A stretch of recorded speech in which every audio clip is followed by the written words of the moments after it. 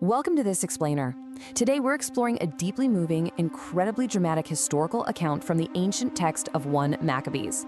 It's the story of the cleansing of the temple, and as you'll see, it is an absolute masterclass in resilience. We're going to discover that it's about so much more than just rebuilding a physical structure.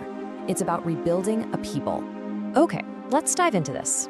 You know, history is absolutely packed with great victories and mighty kingdoms, but some of the most powerful stories out there actually begin with total, utter devastation. The people in this ancient narrative had to ask themselves, they destroyed everything, so how did hope rise from the ashes?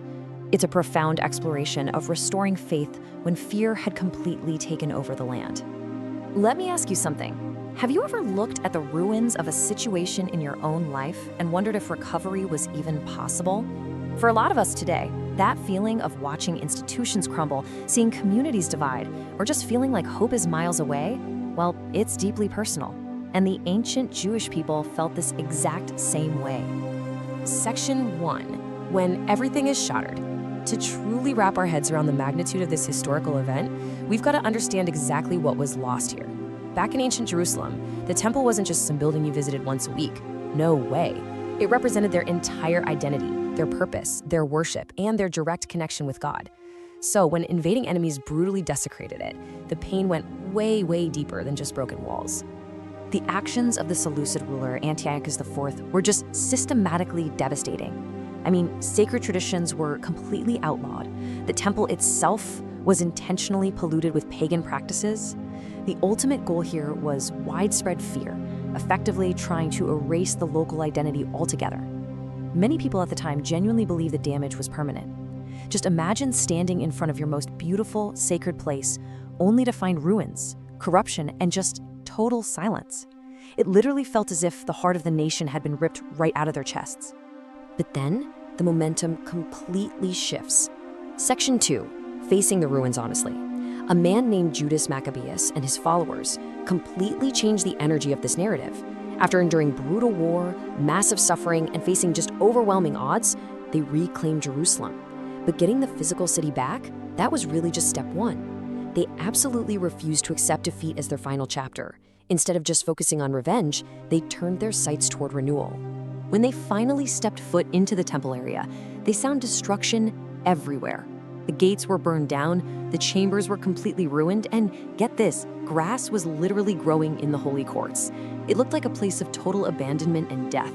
So what was their immediate response? The text tells us they tore their clothes and mourned openly. Before lifting a single stone to rebuild, they confronted their overwhelming grief. The historical text doesn't shy away from their pain at all. They hit pause, and they fully acknowledge their profound loss. Now, what's really interesting about this slide is the stark contrast it draws with our world today. Modern culture is always pressuring us to just move on quickly from tragedy or failure, right? Just get over it. But the biblical truth shown here is that true healing requires confronting reality honestly before you can even think about rebuilding. Restoration begins with acknowledging the loss, not pretending it didn't happen. Actually, scratch that. It's more like realizing that true healing from trauma or heartbreak is rarely, if ever, instantaneous. And that brings us right to Section 3, the hard work of renewal. They faced the ruins, yes, but they didn't just wallow in despair. Judas and his companions pivoted from that immense grief straight into action. They rolled up their sleeves and began the actual, physical, totally exhausting work of cleansing and restoring their holy site. Let's break down the exact sequential process they used here. First, they removed the polluted stones from the altar because those stones carried the physical memory of that corruption. Second, they built a completely new altar according to their law. Third, piece by painstaking piece, they repaired the sanctuary and crafted new holy vessels. And fourth, they relit the lamps. Every single action here was a symbol, a refusal to let darkness define their future. I really want to emphasize that this restoration wasn't some magic trick. It required immense courage, discipline, and persistence. Rebuilding takes real, grueling effort. Which leads us to the incredible climax of the whole story. Section 4, joy replaces mourning. This is where the pacing of the narrative just completely transforms. The temple is finally rededicated. Music fills the air, sacrifices are offered, and this incredibly vibrant, triumphant energy takes over as songs of praise rise up once again. And this brilliantly illustrates the sheer scale of the transformation. Think about the polluted temple first. Pagan practices, ruined chambers, grass growing in the courts. Complete and utter abandonment. But then, look at the restored temple. A new altar, holy vessels, lit lamps, an absolute overflow of worship, music, and profound gratitude. The stark contrast between what was lost and what was rebuilt is exactly what makes this historical moment so unforgettable. And this rededication wasn't just a quick single event. They joyfully celebrated for 8 full days. Why 8? Well, because the light had finally returned after a long, devastating period of darkness. This incredible event actually became the historical foundation for Hanukkah, the Festival of Lights. And it's still celebrated all around the world today to commemorate this exact triumph of light over darkness. Let's bring this narrative fully into the present. Section 5, why this matters today. You see, the transformation we just looked at reveals one of history's absolute greatest truths. Destruction does not get the last word. Not in ancient Jerusalem, and certainly not in our lives today. So the crucial point is how widely this ancient story applies right now, today. This ancient struggle resonates so deeply with who we are.